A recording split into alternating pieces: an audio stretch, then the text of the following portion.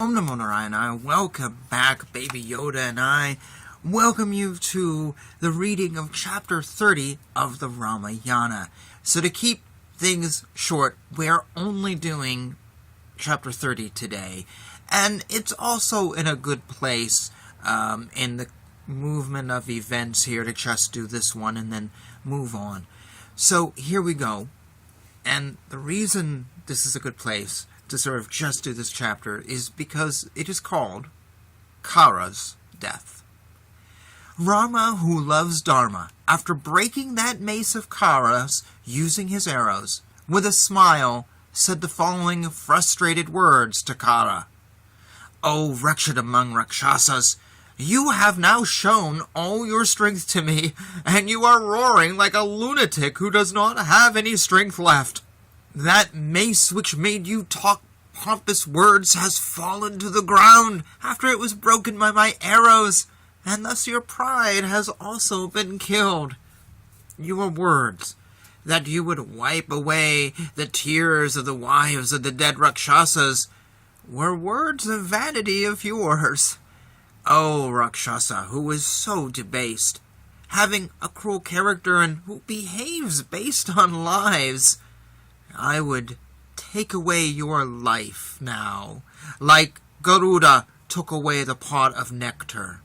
When I cut off your head using my arrow, blood will gush out along with froth and foam, and the earth will drink your blood. With blood coating all your body, with both your arms severed, you will sleep embracing the earth like one who is trying to get an impossible lady. O notorious Rakshasa, after you start that sleep of yours, this Dandaka forest will start supporting those sages who do not have any support. When my arrows make Janasthana into the place of death by killing all your Rakshasas, and by killing you, the sages will wander fearlessly all through the forest. With all their relatives being killed, the Rakshasis, who are scaring others, will run away from here with tear-stained faces, being pitiable due to fear. The wife of the Rakshasa who was killed must be from a similar clan like yours, and would be enjoying the sorrow of others so that their life is meaningless. Since you are atrocious in conduct, a cruel person, and one who daily kills Brahmins, apprehensive about you, the sages pour the oblations in the fire with hesitation." In the war, when Rama was thus talking like this to Khara, he started to intimidate him due to anger. In that great war, after Rama had spoken to him like this, Khara was greatly angry and responded to Rama. "Even though surrounded by fear, you are a fearless man, and though under the grip of death, you are haughty and do not know what to speak and when not to speak. Even though surrounded by fear, you are a fearless man, and though under the grip of death, you are still haughty and do not know what to speak and what not to speak. Those men who are caught in the noose of the god of death do not know what to do and what not to do as their sixth sense organs cease to function." After telling like this to Rama, with eyebrows raised due to great rage, that Rakshasa searched all over for something to be used as a weapon. Not far away he saw a huge sala tree. Khara, after biting his lips, uprooted that great tree with his powerful hands, lifted it and threw it, aiming it at Rama, shouting, "You are now dead!" That Rama, with great fame, cut that tree which was coming at him by the use of several arrows, and experienced great anger in the process, and decided to kill Khara. With sweat covering him all over his body, Rama, with his eyes turned red due to anger, using thousands of arrows, pierced the body of Khara.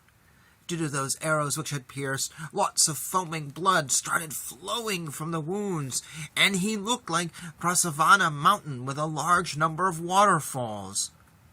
In the war, being completely struck by the arrows of Rama, that Khara became like one intoxicated by the smell of blood and started running quickly towards Rama. Seeing him approach in a highly agitated manner, hastening with every step due to the flowing blood from the wounds made by the arrows, Rama moved aside a little. Then Rama, with the intention of killing Khara in this war, took out a fire-like arrow which looked like the divine staff of Brahma himself. That soul of Dharma then took out an arrow given by Indra, the great king of Devas, and kept it on the bow and sent it towards Khara. That great arrow which was released by Rama after bending his bow made a sound like a thunderbolt and pierced the chest of Khara, and he fell down. Then that Khara fell on the earth, burnt by that arrow, which was like fire, similar to Yama being burnt by Shiva. That Khara fell down like Varutha killed by Indra, like Namukshi killed by the froth of the sea, and Bala being killed by Indra. Then all the royal sages, as well as all the great sages who had been watching, joined together and happily worshipped Rama, and said to him, Rama, only for this purpose the great Indra, who killed Paka, who broke forts, and who had a great luster, came to the auspicious hermitage of Sarabanga. You were brought here by the great sages, by a clever plan for killing those great sinful Rakshasas who are so cruel. O great son of Dasartha, by the act that you have done here, the sages of Dandaka would lead a pleasant life and follow acts of Dharma. When this was going on, the Devas and Sharanas together played great sounds on the drums, and joyously caused a rain of flowers on Rama, which made a great sound. Within a period of less than a half hour, Rama with his sharp arrows had killed 14,000 powerful Rakshasas, and also Khara and Dushana in a great battle. It was a great act in the performance of Rama, who was greatly learned. This efficiency and valor could not even be seen in Lord Vishnu. This is what the Devas spoke about to each other, and then they went back as they had come. During this time, the valorous Lakshmana and Sita came out from the cave, and with joy entered the hermitage. Then the victorious Rama, after being worshipped by those great sages, entered the hermitage, and Lakshmana worshipped him there. That Sita, after seeing her husband Rama, who had killed the enemies and brought happiness to the sages, embraced him. Seeing those Rakshasas who had been killed, that daughter of Janaka became happy, and she was happier to see that Rama had done the right thing.